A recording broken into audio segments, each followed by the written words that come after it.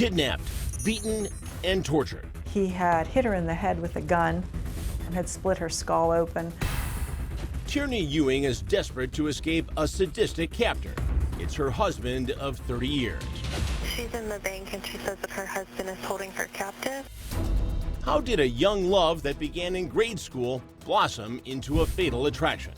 We tried so hard to get them apart. And how did the system sworn to protect Tierce ultimately betray her? It's tragic. It's tragic.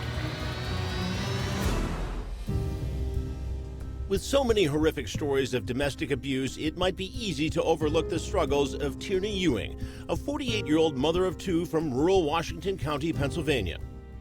That is until you meet her family, as our special correspondent Kim Goldman did, whose brother Ron was also caught in the crossfire of domestic violence. Even when he was involved, we had good times. But looking back now, it was all just a show. It wasn't him.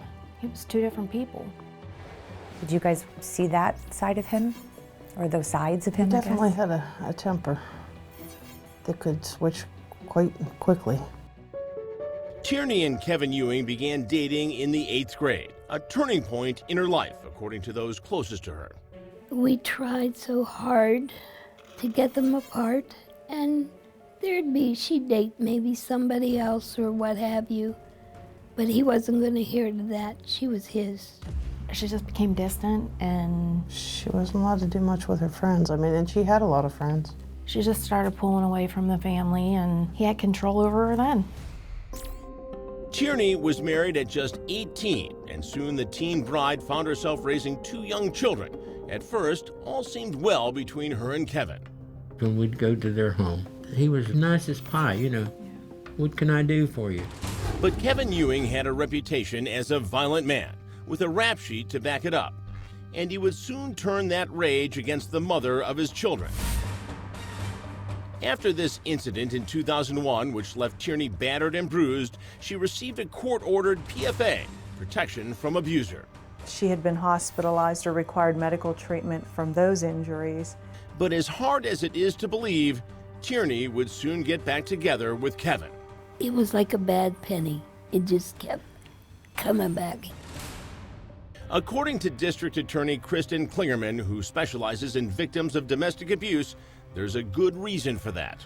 Tierce expressed to me over and over that she was so afraid for her family, for her adult children, and for her elderly parents who are very frail, and that she had to stay near him to protect them. He would always said that he would kill them in front of her if she didn't do his bidding.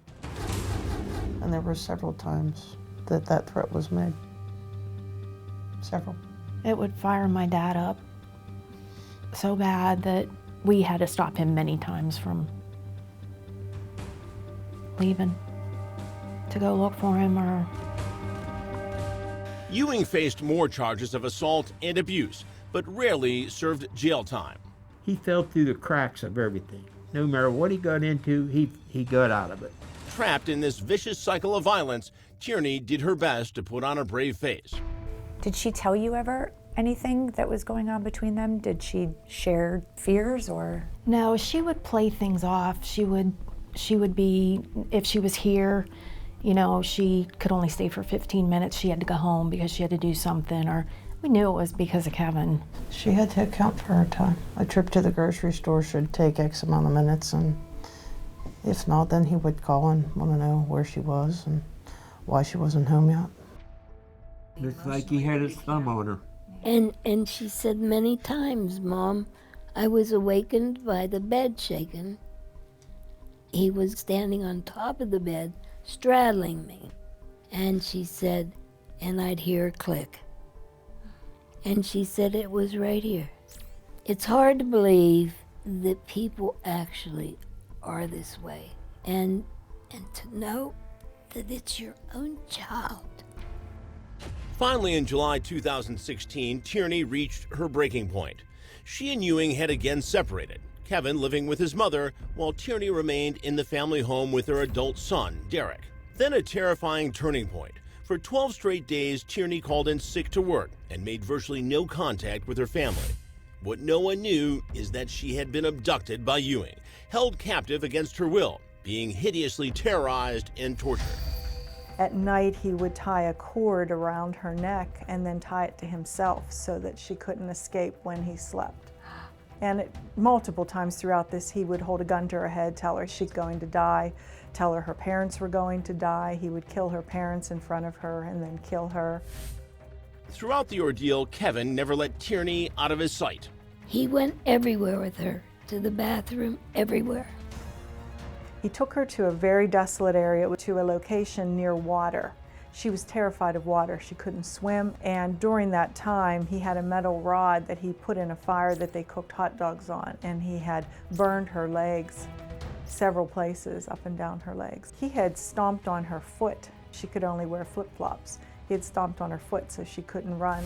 Then finally, on day 12 of her torturous captivity, Tierney spies a chance to escape, but it could cost her her life. Up next, Tierney's desperate plea for help. Okay. He possibly has a gun. She's afraid to go back out there with him. And wait until you hear the court's shocking response to Kevin's crimes. It was very devastating.